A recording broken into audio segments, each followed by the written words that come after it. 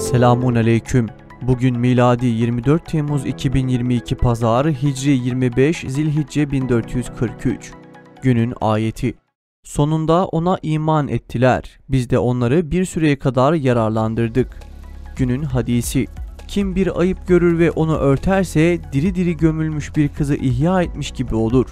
Tarihten haberdar olmak için tarihte bugün neler yaşandı hep birlikte bakalım. 1823 Şili'de kölelik yasaklandı.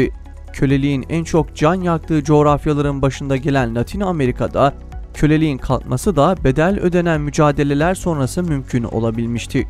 1915 Chicago'da bir yolcu gemisi battı, 845 kişi öldü.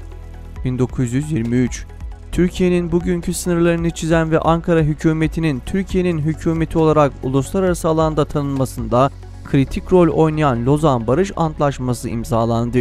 1936 İspanya hükümeti iç savaş nedeniyle dünyadan yardım istedi. 1975 ABD Türkiye'ye uyguladığı silah ambargosunu kaldırmayı reddetti. Türkiye'nin Kıbrıs'a yaptığı harekattan sonra ABD silah ambargosu uygulama kararı almış ve Türkiye'nin özür mahiyetindeki mektubundan sonra da ambargoyu kaldırmamıştır. 2013 Suriye'de rejime bağlı birliklerin ülke genelinde muhaliflere yönelik ağır silahlarla düzenlediği saldırılarda 10'u çocuk, 9'u kadın, en az 120 kişi hayatını kaybetti. 2018 İran Basra kentinde başlayan ve kısa sürede birçok kente sıçrayan gösterilerde 16 kişi hayatını kaybetti, yaklaşık 800 kişi de yaralandı. 2019 Tunus'un laik ve ulusalcı Cumhurbaşkanı Bacı Kaid Es-Sipsi 93 yaşında öldü. Sipsi son olarak ülkede uygulamaya konulan peçe yasağıyla gündeme gelmişti.